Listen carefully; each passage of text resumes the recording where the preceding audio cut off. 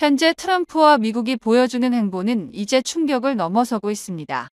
트럼프는 일기 집권 시에 보여주었던 것보다 더 강압적이고 허를 찌르는 방식을 보여주었기에 트럼프에 적응했었던 국가들도 한동안은 적응하지 못했을 정도였습니다. 화들짝 놀란 국가들은 이내 트럼프에게 머리를 숙이는 것이 아니라 이젠 미국을 상대로 점점 손을 잡고 트럼프에 대항하기 시작했습니다. 그러면서 최근 미국은 불과 몇 주 사이에만 30조 원의 손실을 볼 위기에 처해 있는데요. 구멍가게도 아닌 미국에서 세금 관련해 이리 말 바꾸고 저리 말 바꾸는 형태를 보여주며 국가적 신뢰에 금이 가자 그간 미국이 독점 공급하던 특정 무기들의 도입 계획을 취소하는 국가들이 속속 생겨난 것입니다. 이런 상황은 현재 진행형으로 어디까지 번지게 될지 모르는 상황인데 그 와중에 미국과 대치하는 국가들이 이젠 한국과 손을 잡으며 막대한 이득을 누릴 수 있을 상황이 연출되고 있습니다. 한국은 미국과 다른 국가들 사이에서 찾아온 기회를 잡기 위해 만반의 준비를 하고 있는데 이를 자세히 알아보겠습니다. 최근 트럼프 미국 대통령은 마르크 르터 북대서양조약기구 나토 사무총장을 만나 그린란드 및 북극의 중요성을 강조하면서 48대의 쇄빙선 주문을 발언을 했습니다. What is your vision for the potential annexation of Greenland and getting them potentially to Well, I think it'll happen, and I'm just thinking, I didn't give it much thought before, but 미국이 그린란드를 소유한다는 의견을 말하며 한국에서 쇄빙선을 주문한다는 뉘앙스를 풍겼는데요. 현재 중국 외에는 쇄빙선을 만들 국가가 없기에 사실상 한국의 쇄빙선 주문을 의미하는 것인데 무려 50여 척에 가까운 것이라 주목됩니다. 지구온난화로 바다 얼음이 녹아 북극해에 새 항로가 나타나면서 강대국의 주도권 싸움이 치열해지고 있습니다. 인류의 미지의 땅이자 엄청난 자원의 보고인 북극에 대해 많은 국가들이 관심을 가지고 소유하려고 힘을 쏟고 있는데요. 러시아는 최근 수개월 동안 폭격기 북극해 정찰을 늘렸고 북극해 남쪽까지 감시 범위를 넓히고 있습니다. 미 매체 월스트리트 저널은 러시아와 중국이 치고 나가자 미국이 추격하는 게 현 상황이라고 금주 진단했는데요. 북극해는 과거의 천연 자원 채굴을 위해 다수 국가가 비교적 평화롭게 협력하는 광활한 해역이었습니다. 그러나 해빙이 녹아 남쪽 가장자리에서 선박 운항의 폭이 넓어지자 다른 저위도 해역에서와 같은 쟁탈전 양상이 펼쳐지고 있으며 이는 앞서 논한 자원 패권 싸움이 열리는 상황입니다. 러시아는 북극해에서 비군사용 선박의 활동도 늘리고 있는데요. 노르웨이 정부 당국은 러시아의 전략무기 중요성이 커졌다는 점을 원인 가운데 하나로 지적했습니다. 우크라이나 전쟁에서 재래식 병력이 약화하자 핵무기를 탑재한 흑해 함대 잠수함 등 전략무기의 위협을 강화하려고 한다는 얘기입니다. 위성 분석업체 AAC 스페이스 퀘스트에 따르면 작년에 북극해에서 활동한 상선 정보선 박은 709대로 2018년보다 22%나 늘었다는 겁니다. 러시아는 나아가 미국 등 서방에 맞서 자국과 전략적으로 협력하는 중국을 북극해에 끌어들이는 상황입니다. 그래서 미국은 북극해 운항에 필수인 쇄빙선을 늘리고 러시아와 중국 선박을 위성 무인기 등으로 추격하는 등 대책을 서두르고 있습니다. 중국은 남중국해에서 다른 국가들 근처에 있는 바위섬을 영유권 분쟁 속에 점유하고 군사시설로 만들어 전략 거점으로 사용하고 있는데 이것이 미국, 캐나다 등 동맹국 근처에 재현될 수 있습니다. 한편 북극 지방에 러시아와 함께 가장 많은 부분을 접하고 있는 캐나다 역시 근심이 깊어졌는데 트럼프는 캐나다가 미국의 51번째 주가 아닌 다른 국가라면 자신들과는 상관없다고 발언하기도 했습니다. 미국의 경우에는 당장 노후 군함 교체를 비롯해 유지 보수를 진행하는데 막대한 자원이 필요하고 캐나다는 전 세계에서 가장 긴 연안을 가지고 북극을 접해 잠수함 12대 교체 사업을 진행하려 합니다. 서로 붙어 있지만 각자 자국의 군사력을 강화해야 되는 상황에 놓였는 겁니다. 결국 미국과 캐나다는 북극의 패권을 가져가는데 한국을 전격 투입하려 하는 상황인데요. 북극에 필요한 쇄빙선, LNG, 추진선 등이 절대적으로 필요한 것은 물론이거니와 한국에서 건조된 군함과 잠수함이 북극 패권을 결정할 수 있는 중요 임무를 맡게 된다는 겁니다. 캐나다 매체는 한국의 군함 건조 속도를 비롯해서 규모가 타의 추종을 불허한다는 의견을 냈는데요. 우선 미 국방 여론조사기관 리얼클리어 디펜스는 전 세계 조선소 절반이 중국에 있다고 지적하면서 미국이 중국의 조선업과 군함 건조를 따라잡는 대안은 한국이라고 언급을 한 것입니다. 캐나다 역시 80조 원의 잠수함 교체 사업에서 한국과 일본의 잠수함 업체를 비교하고 있습니다. 두 국가의 디젤 잠수함을 비교하면서 캐나다 해안 방어선과 북극 안보를 지키는 것입니다. 그런데 여기서 한국의 유일한 능력이 조명되면서 캐나다와 미국조차 놀라게 하고 있는데요. 물론 두 국가는 미국에서 건조하는 함정의 비용 절반만으로도 배를 만들 수 있다는 장점이 있고, 미국은 앞으로 군함의 유지 보수를 한국, 일본에 소싱하면 비용이 크게 줄어들 것으로 판단합니다. 그런데 캐나다의 한 디펜스 매거진에서는 최근 보도에서 한국의 잠수함 건조 능력을 조명했습니다. 한국과 일본이 캐나다 잠수함 수주전에 동시에 뛰어들지만 사실상 세 군데라고 평가한 것입니다. 이들은 애초에 한국의 현대중공업과 한화오션이 공동으로 컨소시엄을 구성할 걸로 봤습니다. 왜냐하면 일본에서도 잠수함 12척을 건조하면 미쓰비시, 이마바리, 조선소 등이 힘을 합쳐야 합니다. 그러나 이들 보고서에서는 한국은 한화오션과 현대중공업이 따로 움직일 수 있다고 평가했습니다. 한국의 잠수함을 만드는 조선소들은 한 곳이면 12척을 충분히 기한 내 납품할 것이라 보았고, 실제 한화오션 등은 단독으로 입찰하고 이익을 나누는 공동 컨소시엄을 거부할 가능성도 큰 걸로 봤습니다. 한국의 조선소 한 곳으로도 캐나다 잠수함 12척을 모두 커버할 수 있다고 감탄한 것입니다. 실제 현대중공업과 한화오션은 각각 매년 함정을 몇 척 이상 건조할 능력이 된다 보고하고 있습니다. 이러한 생산기술과 건조 능력은 급변하는 패권 싸움이 격화하는 세계 각지에서 더욱 필요한 상황입니다. 미 국방부가 2030년까지 약 350척의 함정이 필요하며 캐나다 역시 길게 시간을 끌 수는 없기 때문입니다. 이들 두 국가는 각자 한국을 찾아와 문을 두드리게 될 수밖에 없는데요. 현재 캐나다는 미국의 대표 전투기인 F-35에 킬스위치가 있다고 폭로하며 미국과 대척하고 있습니다. 게다가 캐나다에 이어 포르투갈과 독일마저도 F-35 도입 취소를 고려하고 있기 때문입니다. 새로 취임한 캐나다 총리는 실권을 잡자마자 어떤 방식으로든 어떤 형태로든 어떤 형식으로든 미국의 일부는 되지 않겠다면서 F-35 도입 계획을 재검토하도록 명령했습니다. F-35만 무려 88대를 구입할 계획이었던 캐나다인데, 이 정도면 한국 공군이 계획되어 있는 F-35를 전부 받아와서 일선 부대의 완편한 수령보다도 10%나 더 많은 숫자입니다. 이만한 규모의 계약이 통째로 날아가면 미국 입장에서도 어마어마한 타격이 될 것입니다. 비슷한 시기에 포르투갈 역시 F-35 도입 계획을 잠정 중단했습니다.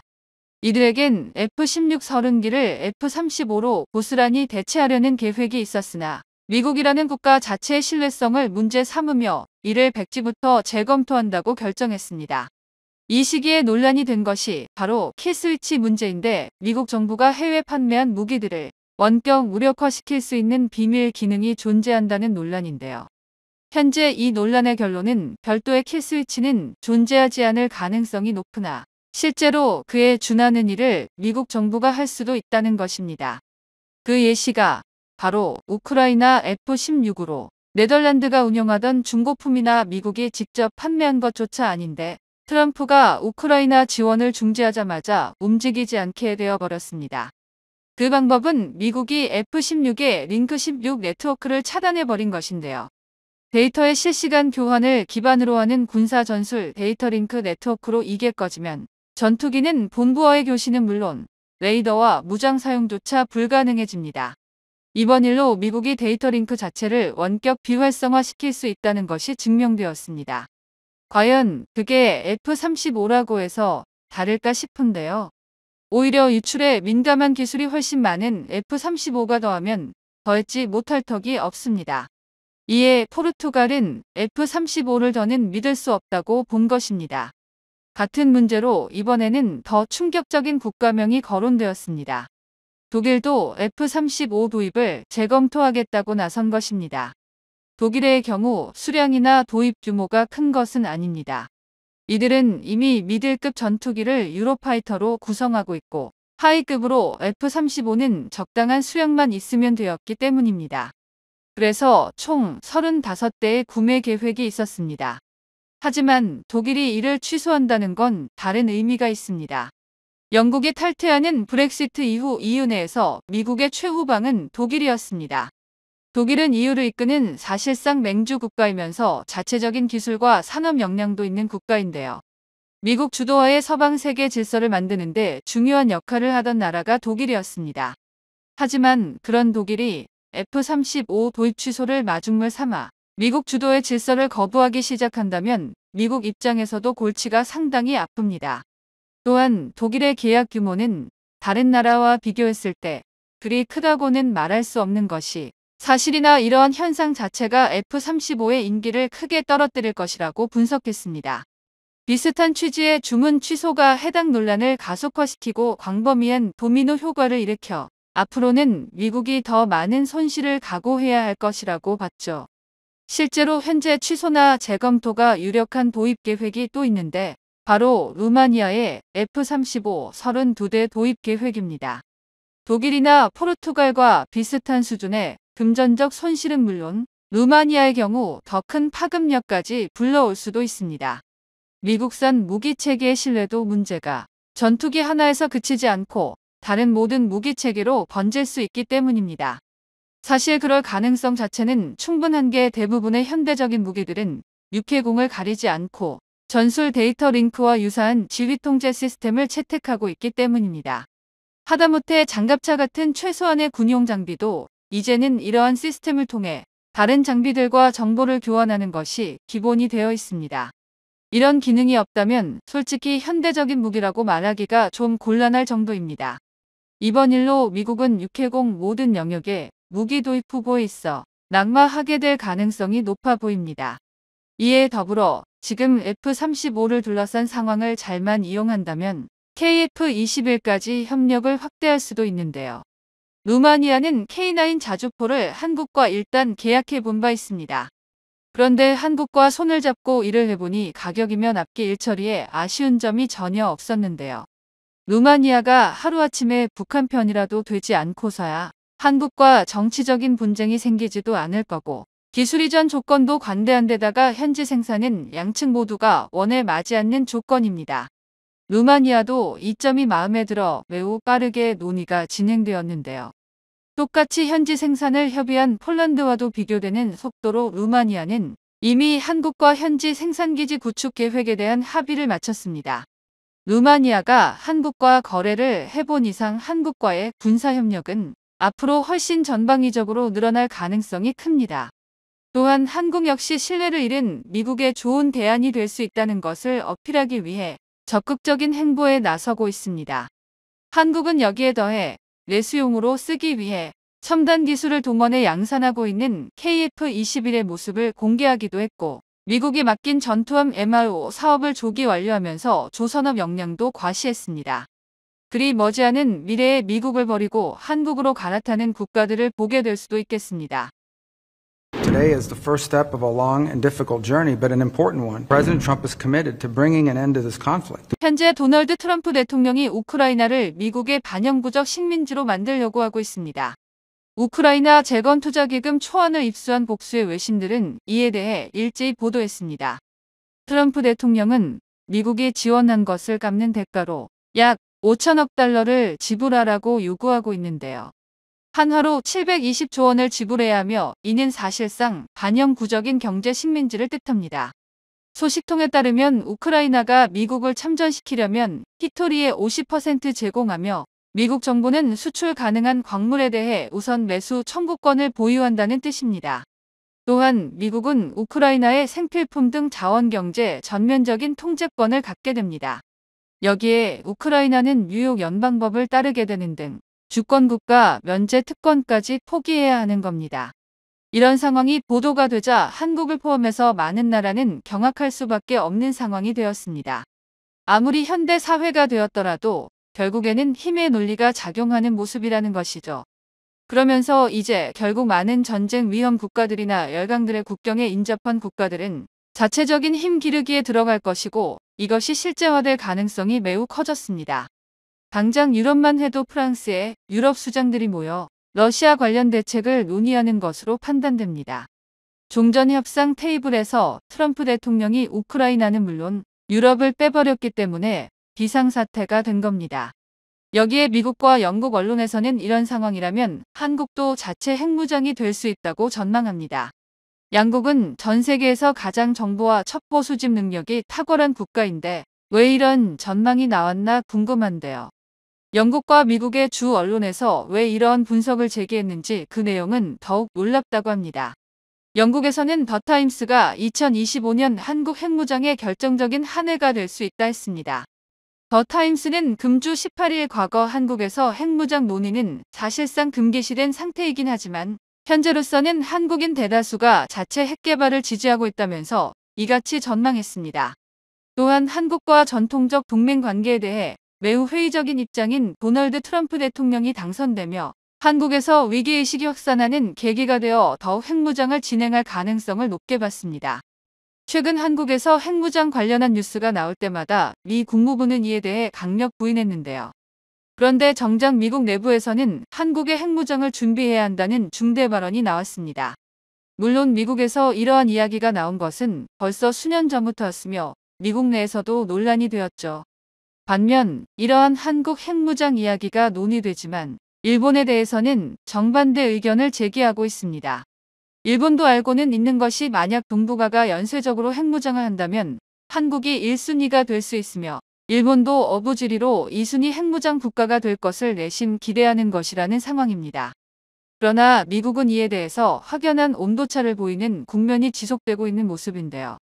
트럼프 대통령은 한국을 머니뱅크라며 한국이 방위비 분담금을 최소 100억 달러는 지불해야 된다며 이는 원화로 약 14조 5천억 원을 매년 내야 한다는 주장을 하고 논란을 부추기고 있습니다.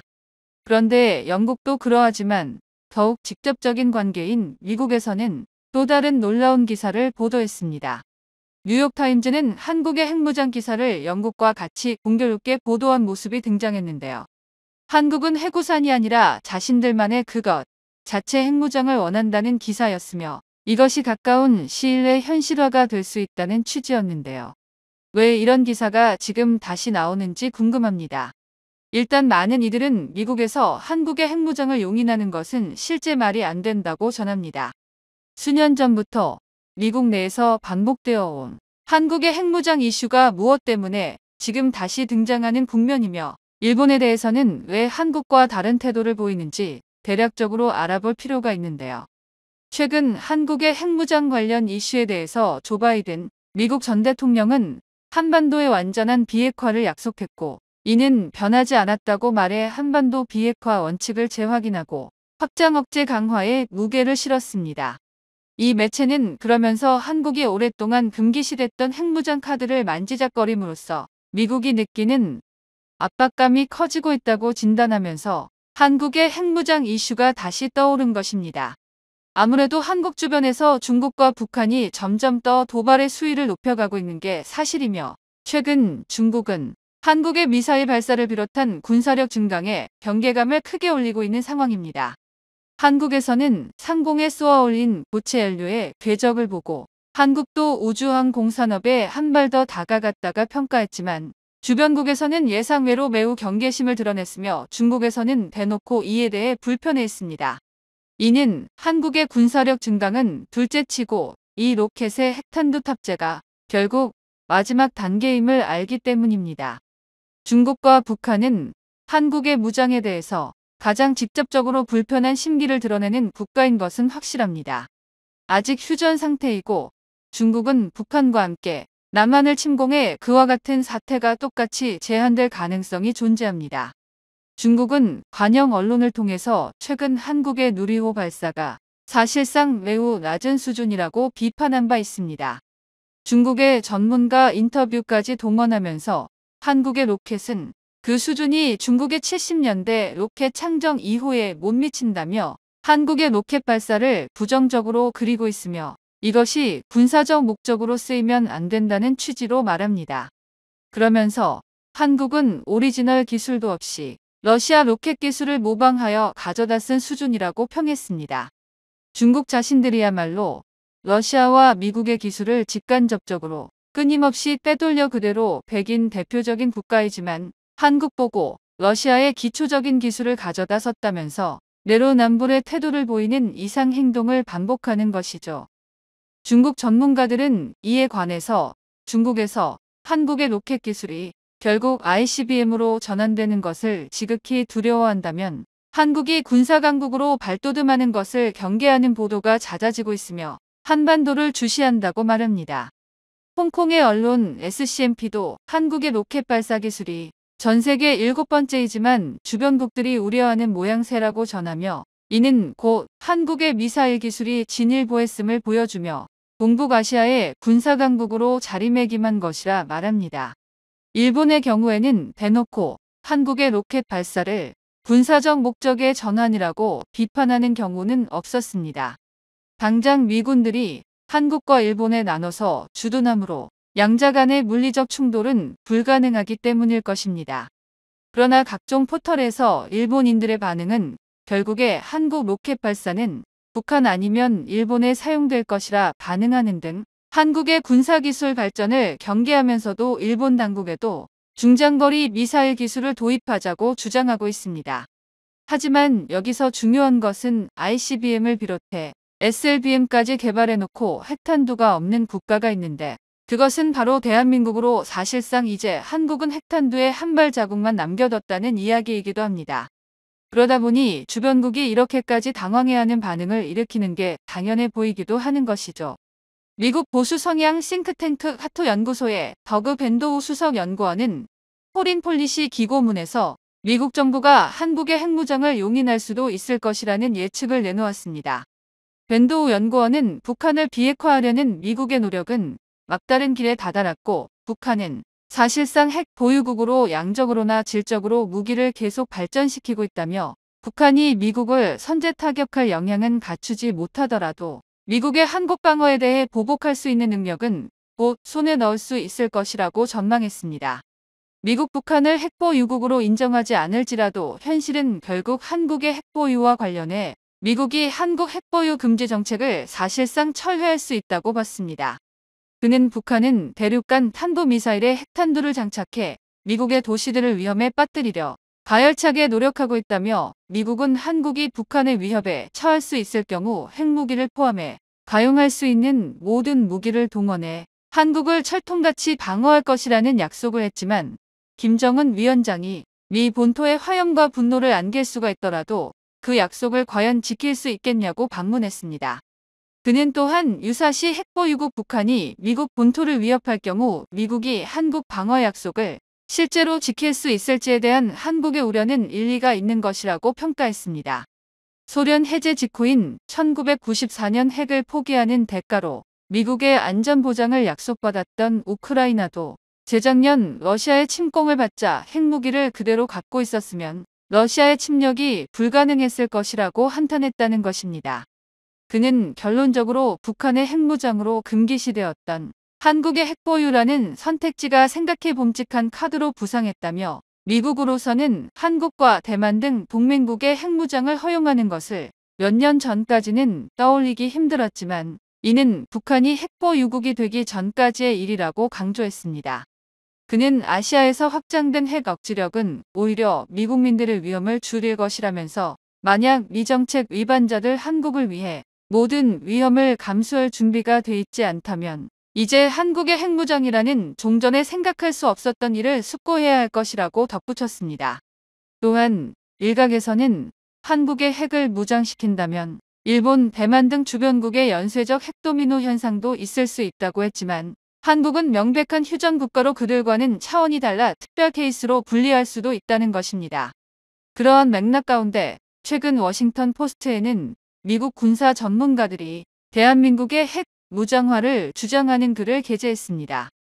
북한과 중국의 군사화가 고도화되는 이 시점에서 한국의 핵 무장화를 하지 않으면 미국도 위험하다는 논리였습니다.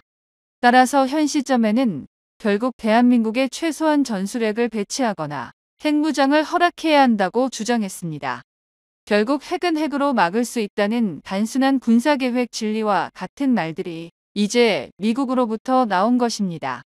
물론 미국 내에서는 여전히 대한민국의 핵 무장화에 대해 반대의 목소리가 매우 강한 것으로 전해지고 있습니다. 한국은 미국의 무기를 수입하는 전 세계 4위 국가로 미국 군수 사업에서 빼놓을 수 없는 중요한 국가인데 핵무기를 주게 되면 미국 비즈니스가 감소하게 될 것이고 이는 군수업자가 정치권에 가장 강하게 이야기하는 점입니다. 그러나 과거와 달리 이렇게 대한민국의 핵무장화 목소리가 예전과 판이하게 달라진 것은 주목할 점입니다. 이처럼 미국 주요 언론에서까지 한국의 핵무장화가 거론하자 일본도 자기들도 핵무장을 해야 한다고 주장합니다. 일본도 유럽에서 수입한 플루토늄이 충분하며 이를 통해 핵무기를 대량으로 보유할 수 있다는 주장도 했습니다. 일본 아오모리 공장에서는 현재 플루토늄을 새롭게 추출할 공장도 가동하며 핵무기는 문제가 없다는 것입니다. 그런데 이러한 일본에 대해서 정작 미국은 한국과 판이하게 다른 반응을 보이고 있어 주목됩니다. 미국에서는 현재 동북아시아에서 핵무장을 국가를 한국 외에는 고려하지 않고 있다는 의견이 나온 것입니다. 미국은 일본이 플루토늄 생산을 증산하고 눈여겨보고 있고 핵 확산을 방지하려고 하는데 미국은 일본에 유일하게 원폭을 투하한 국가인데 일본에 핵무기를 들려주면 무슨 일이 일어나겠다는 것입니다. 결국 미국은 한국에는 핵무장을 고려하고 있지만 일본에는 여러 가지 이유로 핵무장을 반대한다는 것입니다. 따라서 최근 이루어지는 한국 핵무장론에 일본은 매우 불편한 심기를 보이지만 미국을 쉽게 설득할 수 없을 것으로 보입니다. 이와 같이 동북아의 불안한 정세가 지속되며 이제 한국의 핵 무장화가 본격적으로 거론되고 있습니다만 일본은 자신들의 과오를 비롯해 미국의 다양한 판단으로 핵무기 보유는 부적절한 국가로 판단되고 있습니다.